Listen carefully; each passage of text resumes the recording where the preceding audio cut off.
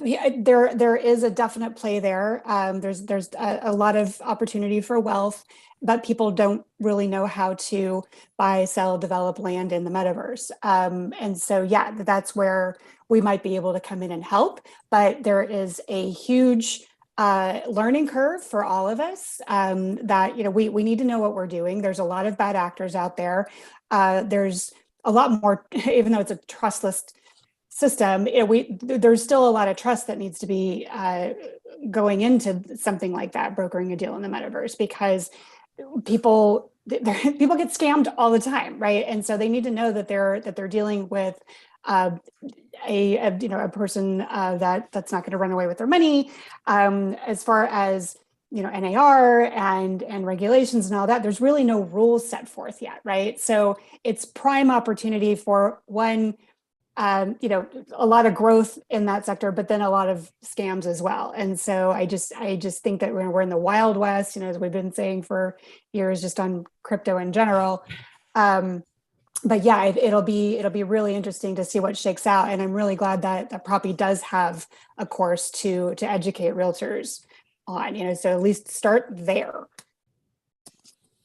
Nina? Yeah, I couldn't agree more with Piper. I think the jury's still out on this. I do think that there's tremendous amount of interest from the real estate industry. I saw it at the Propy Crypto Conference that we had here in Miami. I've done some presentations to other real estate groups where they're definitely very interested.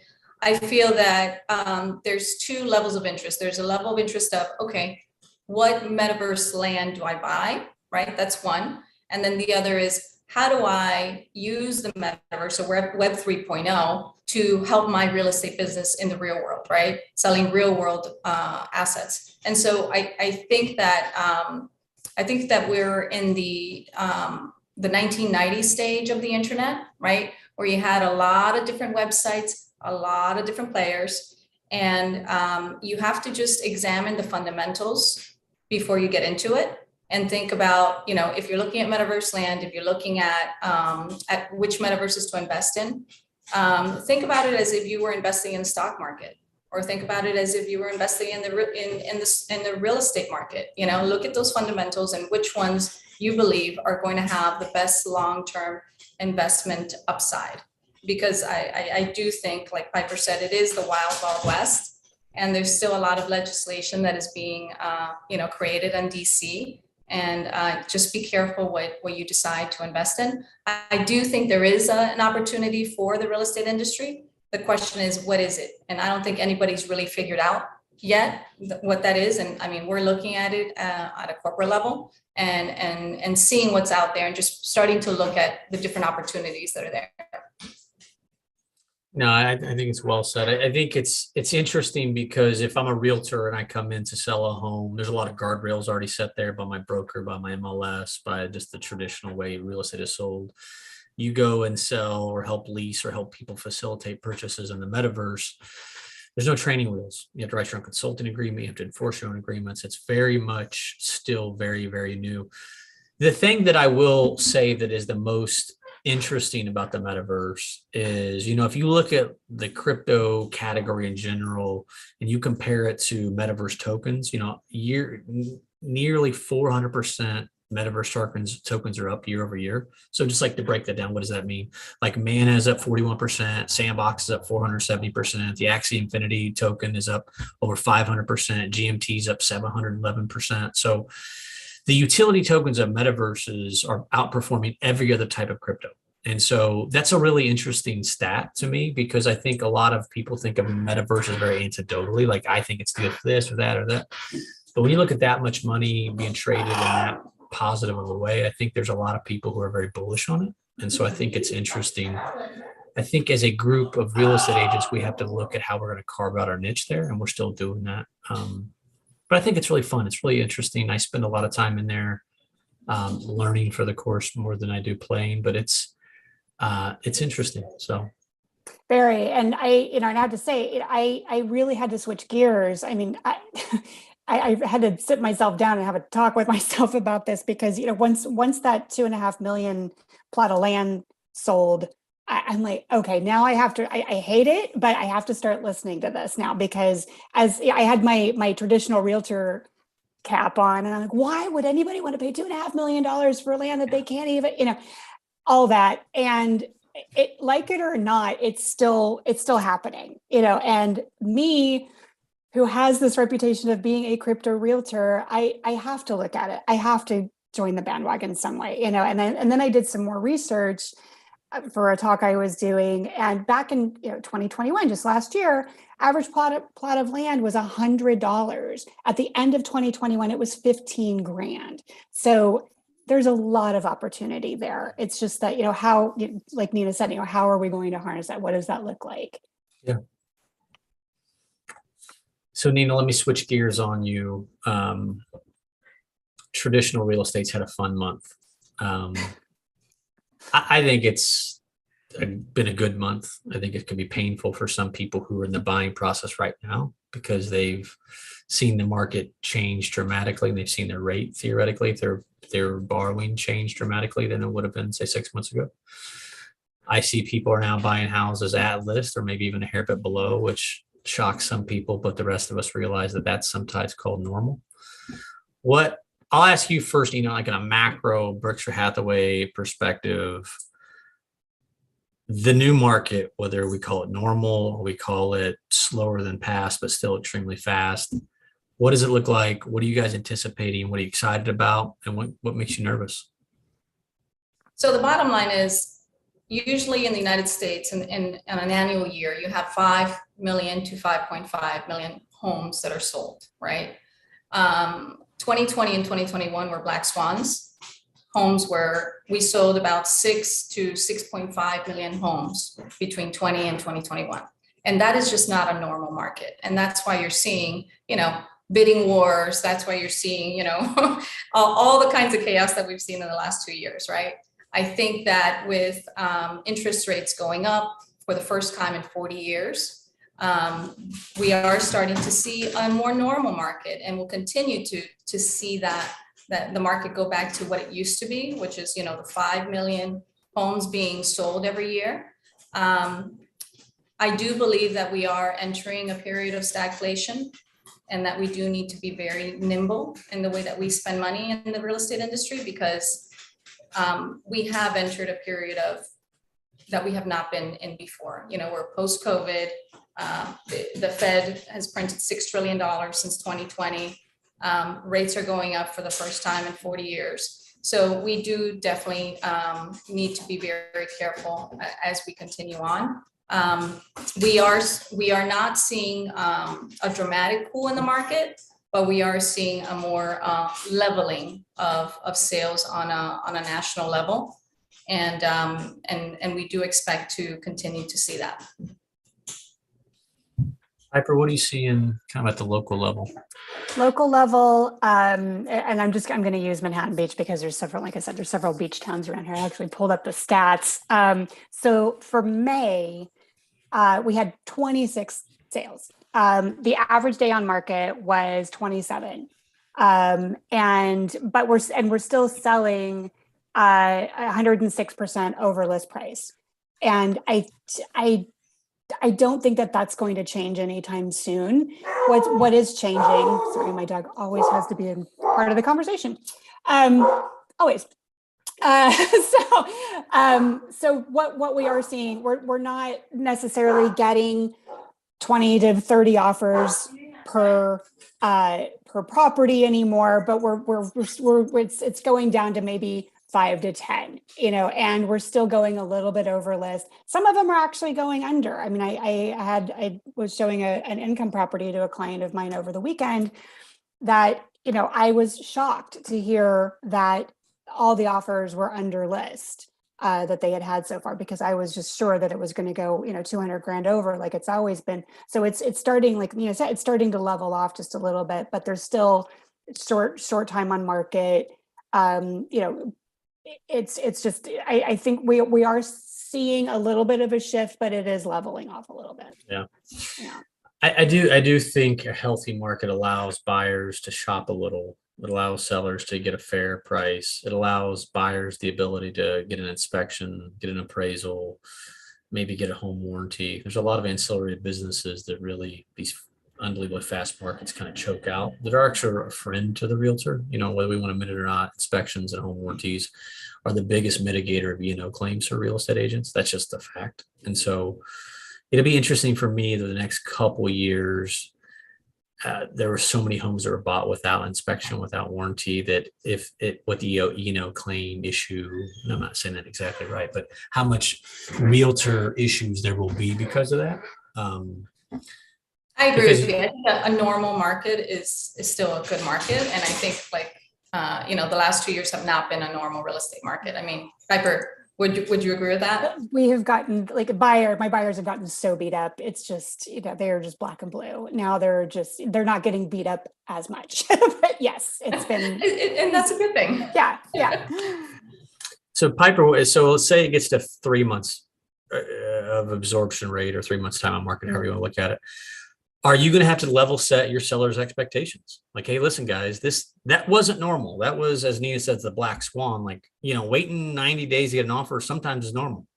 Oh, absolutely. Again, it's like our inventory is still very, very low. But yes, I mean, I have to prime both buyer and seller. Sellers like, look, you, and I do this with my crypto clients all the time, by the way. They think that because they want to accept crypto, they're going to get, $2 million over list price because somebody's going to want to pay that much because they're using crypto, which is it's the same mindset that some sellers have just in traditional real estate. Well, I've got this great house. It's the only one on the, the neighborhood that's at this price, blah, blah, blah. I can get some, and it's like, well, I'm going to try like hell to get that for you, but these are the actual expectations, and numbers don't lie.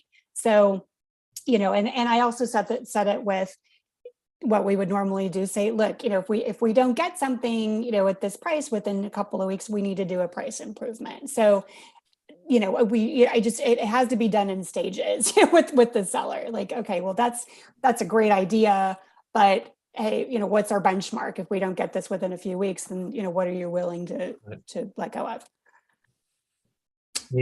How does that conversation look on a macro level for all of your guys' agents across the country? Is it about setting realistic expectations on both sides? What is it? Is it learning the new market trends?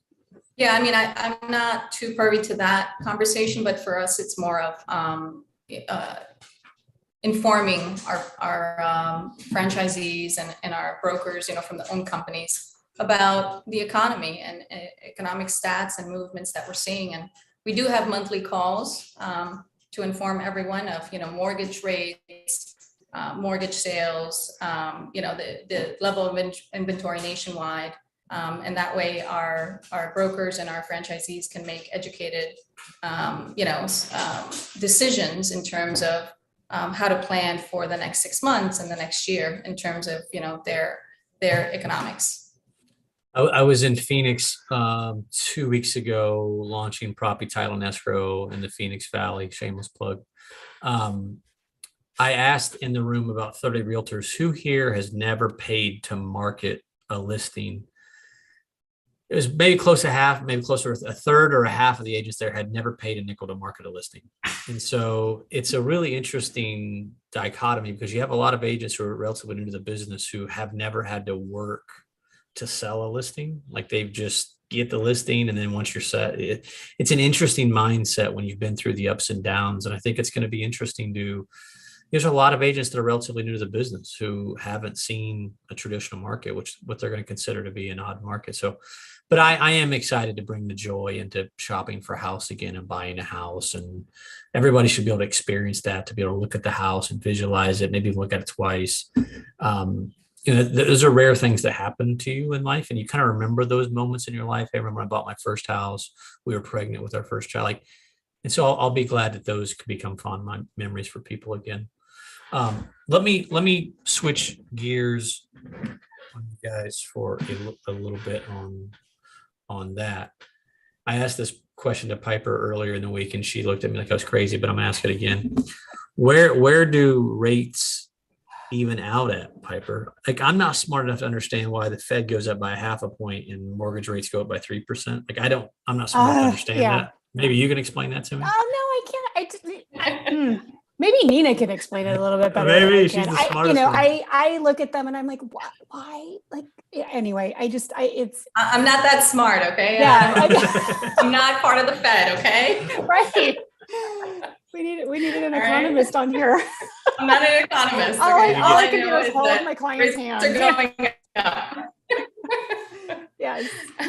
That's one thing NAR does do a good job of putting their economist out there all the time. They I'm gonna really find, I'm do. gonna find Dr. Ian. Absolutely. He's Yeah. brilliant. Get him a hold of him and he's ask him. great. He'll know that answer. I promise He you. He's really would. Yeah. I know rates go up and the money gets, but Money you can gets more afford at expensive. 500,000. You can no longer afford at 500,000 now. It's 350. So, But are you working with a lot of payment buyers though, like in Star Island, Piper, and your neck of the woods? Are you really working with payment buyers, or are you just in rarefied air?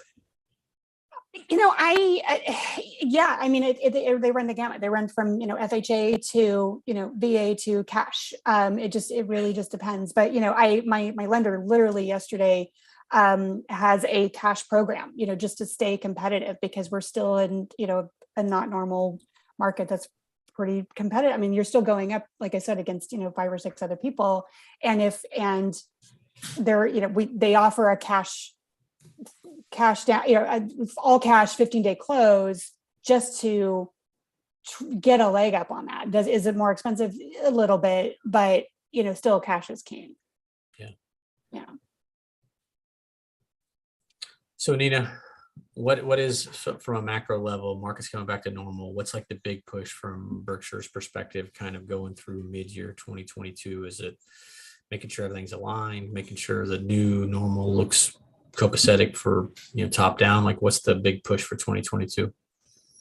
It's just we're making sure that our agents and that our brokers are prepared for a changing market, which is what's happening now, so that they don't get caught, in an unusual situation, right? That's pretty much what we're doing. By the way, I heard a lot of good feedback for your guys' conference, which is kind of your baby. I know your team handles it, but you oversee it. I heard a lot of good feedback from my old hometown of Louisville. They get a lot of good feedback. People were very excited. I thought it was really neat that you guys are starting to pick maybe cities that don't have the luxury of getting all that conference business. I thought that was a really classy move to have it in Louisville. And we had a great conference. We have, a couple of thousand agents, and it was the first time that we got together since COVID. So everyone was really happy to see each other face to face. And, it was all about the value proposition of the brand, right? The Forever brand, and what that means. And that's what we continue to, educate our agents about, and continue to help our agents understand and how to leverage that to get more business at the end of the day. Yeah, and you guys are strong. You guys are strong in Kentucky. Love Louisville. A funny story, right before the pandemic happened, I was in Nashville for the Berkshire conference. Then we went out to Vegas for, I think it was Leading RE. And that was the week that they started canceling NBA games. And it was really like when COVID kind of hit, for me, but for a lot of people. And it was so funny. There were several vendors that said, those Berkshire agents, if they hadn't had that conference, we probably wouldn't even have this, this COVID outbreak. And then little did we realize that it was bigger than that conference in Nashville. And it was indeed going to be an interesting 2 years. But kudos to you guys for having I heard several people say that a great time in Louisville, and it was hosted well, the event ran well. They liked it. It was all kind of in the same area where they all get around together for restaurants and stuff. So kudos to you and the team. Piper, I know you're a woman of many talents. The interesting thing about you is people love crypto and talking about crypto, but you actually sell a lot of houses, which is very rare. It's usually one or the other. We get a lot of people in our echo chamber who talk a lot about crypto, but they don't sell a lot of houses. You actually sell a lot of houses for a lot of money. What do you want to cover while we're here together? Last couple minutes.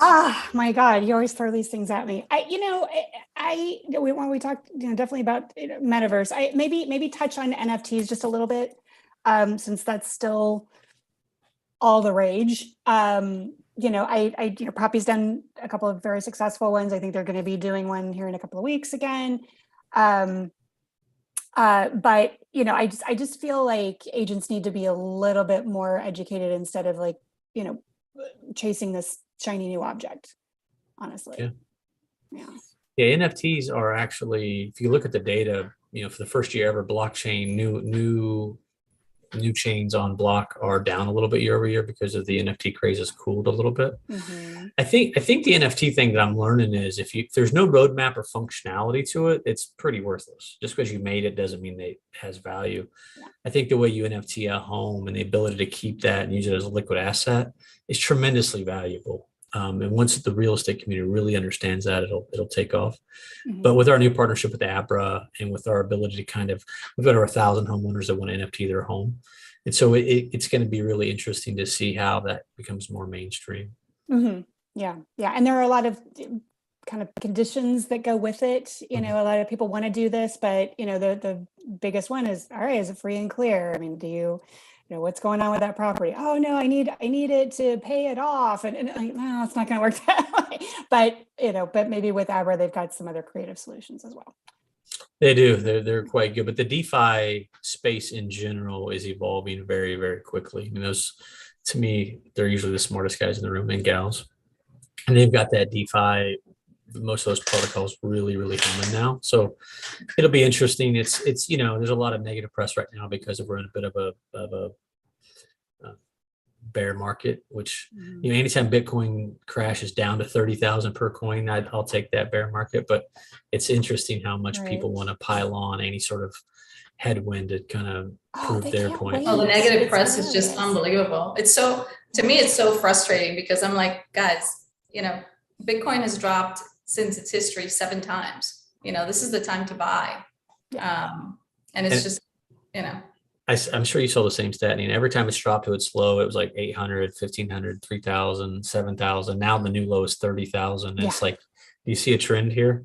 A little bit of one. I don't know. Yeah, I do think the days of the like the macro economy and crypto being 2 totally different things is over because so much of traditional economy has now pumped money into that. So you're going to see this kind of equality of it, for lack of a better term, or you're going to see kind of some synonymous growth and retraction with it. So that's a little frustrating because I think a lot of us would like it to be its own separate thing and not be tied into traditional markets, but that's just the economy we're in now. Yeah.